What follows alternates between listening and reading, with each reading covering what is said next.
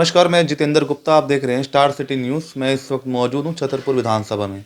हमारे साथ आम आदमी पार्टी के वॉलंटियर हैं गुनीश अग्रवाल जी, साथ ही उनकी धर्मपत्नी वानी अग्रवाल जी से हम सीधी बात करेंगे। सर, पहला इंट्रोडक्शन कर लेते हैं कि आपका जो सफ़र शुरू हुआ आम आदमी पार्टी में, कैसे आपके मन में आया और कब से जुड़े हैं आप? देखिए जी, ये बात है 2011 की, जब अन्ना आंदोलन चालू हुआ था। जी। तो हमें लगा कि देश में एक बदलाव आएगा। तो अरविंद जी के नेतृत्व में और अन्ना जी के नेतृत्व में एक आंदोलन जब चालू हुआ रामलीला मैदान पर, जंतर मंतर पर, यस सर। तब हम लोग, मैं और वानी दोनों, उस समय दिन में तो समय होता नहीं था, तो हम रात को वहाँ पर जाया करते थे ओके। और रात भर वहाँ पर रुका करते थे। Okay sir. तो वहाँ से ये सफ़र चालू हुआ। फिर हमने जब वहाँ पर देखा, अपनी सेवाएं देनी चालू करी जो हमसे हो सकता था, आर्थिक रूप से, तन से, मन से, धन से, जैसे आप बोलते हैं, जी। हर तरीके से हमने अपना योगदान उस आंदोलन में देना चालू करा। फिर धीरे धीरे हम इसमें इन्वॉल्व होते गए ओके। और तब से ये सफ़र चालू है। अच्छा, आपका और अभी पार्टी में क्या पद है इस समय का?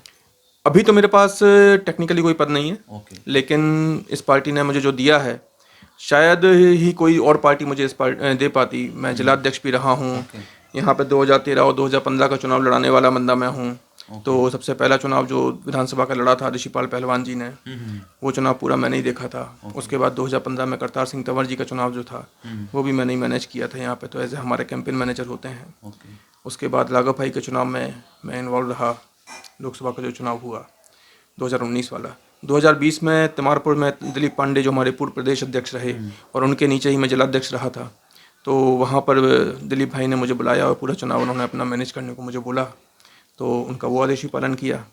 अभी पिछले 1.5 साल से मैं पंजाब में था और पार्टी ने एक बहुत बड़ी जिम्मेदारी मुझे वहाँ पर दी हुई थी, जो औपचारिक रूप से तो नहीं है, बट 30-31 हल्के, वहाँ पे असेंबली को हल्का बोलते हैं पंजाब में, तो 31 असेंबली की देखरेख मेरे अंडर थी। अच्छा वानी जी, मैं आपसे एक सवाल कर लेता हूँ। अब जैसे चुनाव है एमसीडी के, 15 साल भाजपा एमसीडी में है, तो आने वाले जो समय आ रहे हैं, अब लोगों से मिल रही हैं, तो लोगों का क्या इस बार का रुझान दिखाई दे रहा है? देखिए, नो डाउट आम आदमी पार्टी ने क्योंकि काम किया है, ग्राउंड पर काम किया है, तो जनता डेफिनेटली बदलाव चाह रही है। किन एजेंडों में जा रहे हैं? एजेंडा तो ये है कि हमने जो इम्प्रूवमेंट किए हैं उन्हीं को हम लेकर जाएंगे जनता के बीच में, और जा रहे हैं। स्कूल में जो बदलाव आए हैं, जो इंफ्रास्ट्रक्चर में चेंजेस आए हैं, अनऑथराइज कॉलोनीज़ में रोड्स नहीं थी, नालियाँ नहीं थी, उस तरीके के जो काम हुए हैं, उन्हीं सबको लेकर जा रहे हैं हम लोग जनता के बीच में। अच्छा, यहाँ के विधायक हैं करतार सिंह तंवर, सेकंड टाइम जीते हैं, क्या बदलाव देखा गया है विधानसभा में? पिछले दूसरी टर्म में उनकी 2015 में पहली बार चुने गए थे, आज 7 साल हो रहे हैं। तो आप ये भी देख रहे होंगे, यहाँ पे टाइल्स वाले रोड पड़े हुए हैं। इस कॉलोनी में पहले इतना बुरा हाल था, पानी की लाइन नहीं थी, यहाँ पे पानी है। यहाँ पे आज बिजली अनवरत आती है। तो ये सारे बदलाव हैं। स्कूलों का भी इन्होंने बताया। भ्रष्टाचार बहुत हद तक कम हुआ है, और बीजेपी जो एमसीडी में भ्रष्टाचार बहुत बड़ा मुद्दा है। अभी आप ही बता रहे थे कि 5-5 मंजिला बिल्डिंगें तनती जा रही हैं, एमसीडी को कोई सरोकार नहीं है। ये सारा कुछ एमसीडी के अंदर आता है, और इसमें इतना बड़ा भ्रष्टाचार है कि एमसीडी उसके गर्त में डूबी हुई है। तो आम आदमी पार्टी के क्या मैनिफेस्टो रहेंगे सर? मैनिफेस्टो, जैसा भी वानी ने भी बताया आपको, कि जो हमारे 2 मेन चीज़ें हैं, एजुकेशन एंड हेल्थ, जो सबसे इम्पोर्टेंट होता है किसी भी एक आम आदमी के लिए। मैं अगर दिल्ली आया तो मैं तो यहाँ पे रोटी कमाने के लिए आया था। मूल रूप से मैं मध्य प्रदेश का निवासी हूँ। तो वहाँ पर जब मुझे नौकरी नहीं मिली, तो मुझे मजबूरी में, शायद आप भी इसी तरीके से दिल्ली आए होंगे, और मैं से काफ़ी सारे लोग हैं जो इस तरह से दिल्ली आए। तो जब मैं आता हूँ और मैं देखता हूँ कि शिक्षा ही एक ऐसी चीज़ है जिससे मैं अपने बच्चे को कहीं आगे ले जा सकता हूँ।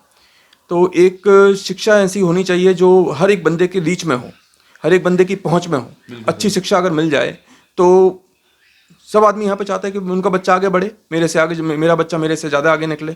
हमारे पिताजी माताजी ने हमें पढ़ाया, तो हम आज इस स्थिति में हैं यहाँ पे आके कि चुनाव भी लड़ रहे हैं, और काफ़ी सारे मैंने एज अ कॉर्पोरेट जॉब करा है।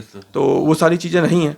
तो मैं वही चाहता हूँ कि दिल्ली में जो मुझे लगता है कि हर आदमी चाहता है कि उसके बच्चों को, उसकी फैमिली को एक अच्छा स्वास्थ्य मिले और एक अच्छी शिक्षा मिले। वो 2 सबसे इंपॉर्टेंट चीज़ें हैं।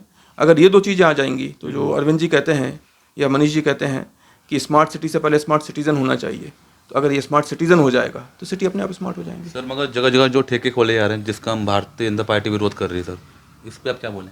देखिए, विरोध करना एक नीति हो सकती है। उनके हमारे बगल में आप थोड़ा सा चले जाओ, यहाँ से 20 किलोमीटर दूर पर गुड़गांव है।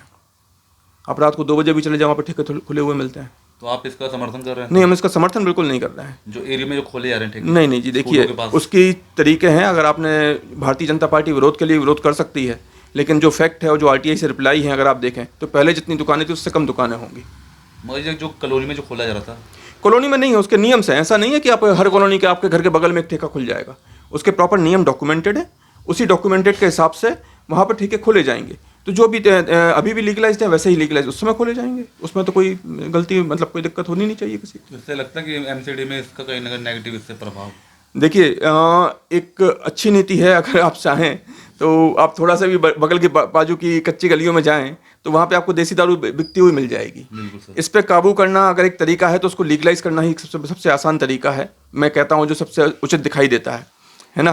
किसी भी नियम को कोई भी लॉ इनेक्ट करना हो, आप गुजरात जाते हैं, आप बिहार जाते हैं, इतनी सारी न्यूज़ आती हैं कि वहाँ पर तो ड्राई प्रदेश है, लेकिन सबसे आसान दारू मिलना वहाँ पे है। बिल्कुल। तो लॉ को लगाना और लॉ को इम्प्लीमेंट कराना ज़्यादा इंपॉर्टेंट है रादर देन लॉ बनाने के। अच्छा, आपका वार्ड नंबर कितना लगता था? 70S। 70S। 70S। वहाँ का क्या भी समस्या क्षेत्र की अभी? क्षेत्र की समस्याएं यहाँ पर भी वही मूलभूत समस्याएं हैं जो बाकी हैं। अगर मैं एमसीडी की बात करूँ तो रोडों की हालत बहुत ख़राब है, पानी जल निकासी की हालत बहुत ख़राब है। ठीक है, तो 2 चीज़ें तो यही हैं, कचरा नहीं उठता है समय पे, और जो अनाधिकृत कंस्ट्रक्शंस हो रहे हैं, इलीगल कंस्ट्रक्शन जिसको आप बोलते हैं, ये एक बहुत बड़ी विकराल समस्या है। इस चीज़ को लेकर आपने क्या एक्शन लिए सर? हम लोगों ने एक तो सबसे बड़ी समस्या अभी इन्होंने जो बीजेपी ने करी थी 69 सभी कॉलोनीज को उन्होंने लीगल किया था, 1639 कॉलोनी, और जानबूझ के उन्होंने 69 कॉलोनियाँ छोड़ी। उसका उनके पास कोई लीगल वेरीफाइड डॉक्यूमेंट नहीं है। हम आरटीआई लगा चुके हैं, वानी ने आरटीआई लगाई थी। और मैं चाहूँगा कि वानी इस पर जवाब दें। जी बताइए। देखिए 69 कॉलोनीज़ का जो एफिलेंट का मुद्दा है, उसकी मैं एक एसोसिएशन बनी हुई है, 69 कॉलोनीज़ वेलफेयर एसोसिएशन, उसकी मैं सेक्रेटरी भी हूँ, और हम लोग इस विषय पे काम भी कर रहे हैं। काफ़ी सारे लीडर्स से मिले हैं, ट्विटर कैंपेन चलती है हमारी। हम लोगों ने पीएमओ में इंडिविजुअल हाउस होल्ड से लिबी लेटर्स लिखे हैं, जिसमें हम लोगों ने सिर्फ ये लिखा है कि अगर मेरा 60 गज का या 100 गज का मकान है तो कहाँ से मैं एफिलेंट हूँ, आप मुझे बताइए, आप कंडीशंस आके देखिए कॉलोनी में। और छोटी छोटी कॉलोनियों में रहने वाले अनऑथराइज कंस्ट्रक्शन, आप अनऑथराइज कॉलोनी कह रहे हैं इनको, लेकिन घर नहीं था। अगर घर नहीं था तो मैं कहाँ रहूँगी, कहीं ना कहीं तो रहूँगी। डीडीए की आज आप प्रॉपर्टी खरीद के दिखाइए, डीडीए की प्रॉपर्टी करोड़ से कम की नहीं है। क्या मैं अफोर्ड कर सकती हूँ करोड़ से? क्या एक दूसरे शहर से आया हुआ या एक नौजवान जो अपने 20-22 साल की उम्र में जॉब शुरू कर रहा है, क्या वो 1 करोड़ का बजट का घर ले सकता है? नहीं ले सकता। इसीलिए ये अनऑथराइज कॉलोनी बढ़ी। अगर सरकार रिहायशी क्षेत्र बनाती या ऐसे रेगुलाइज करती और इस तरीके के अगर प्रॉपर इंडिकेशंस देती कि भाई हम अफोर्डेबल हाउसिंग देंगे, तो आई थिंक ये विकराल समस्या नहीं होती।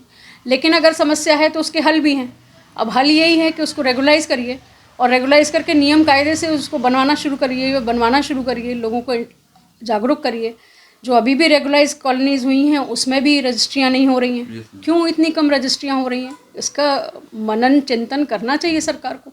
इसमें एक बात मैं ऐड करना चाहूँगा, जो आप देखते हैं तथाकथित प्रभावशाली वर्ग है, उसके लिए किसी ने बहुत खूब कहा है, ऐ शहर के बाशिंदों हम गाँव से आए हैं और उद्दंडता में हम तुमसे पीछे नहीं हैं, तुम शौक से नंगे हो हम गम के सताए। तो ये जो आप अनऑथराइज कॉलोनी बोल रहे हो, जो वानी ने भी बताया, हम लोगों ने शौक से नहीं खरीदी है। बिल्कुल सर। पूरी ज़िंदगी की कमाई हम लगाते हैं। उनके लिए शायद जेब खर्ची होगी एक मकान सामने बनाना, ठीक है, लेकिन हमारे लिए हमारी पूरे जीवन की पूंजी होती है, और हम 50 चीज़ें देख सोच समझ के उसको लगाते हैं। उसमें भी जो अफोर्डेबल होता है उसमें ही हम जा पाते हैं।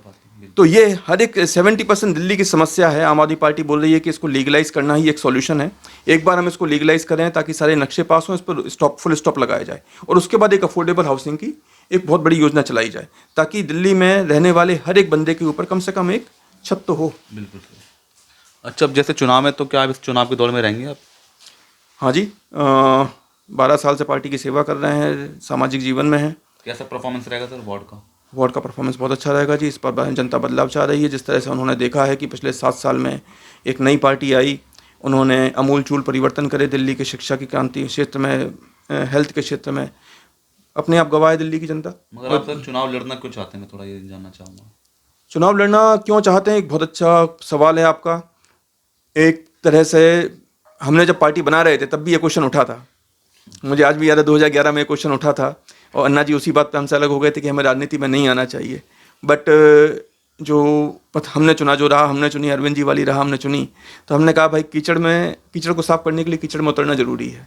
तो आज मुझे भी लगता है कि यार हमने इतना कुछ किया है, लेकिन इसको भी अगर साफ करना है तो हमें भी इसमें अगर उतरना पड़ता है तो हमें उतरना चाहिए। अगर आप लड़ेंगे तो क्या समर्थन मिलेगा जनता का आपको? क्या इतना भरोसा है आपको इतना? बिल्कुल जी, हमारे काम है। शायद भारत के चुनाव के इतिहास में पहली बार हुआ किसी मुख्यमंत्री ने 2020 में बोला कि अगर मैंने काम किया तो मुझे वोट देना। बिल्कुल। तो जनता ने उसका सम्मान किया, हमें पिछली बार से ज़्यादा वोट मिले।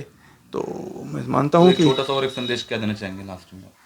संदेश मेरा यही है कि आप ऐसे बंदे को चुने, एक आम आदमी को अगर आप चुनते हैं, हमारा जैसे हम कह रहे हैं कि आपका पार्षद हो ऐसा जो लगे अपनों जैसा, तो अगर आप सोचते हैं कि कल भी आप किसी के सामने तन के खड़े होकर उससे बोलें कि मेरा काम करो, राधा जन कि उसके सामने हाथ जोड़ के आप खड़े हो और आप काम करो।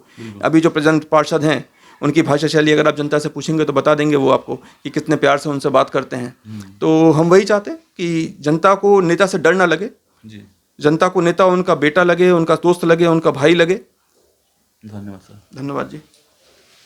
तो ये हमारे सीधी बात गुनीश वानी अग्रवाल जी से। स्टार सिटी के साथ मैं जितेंद्र गुप्ता।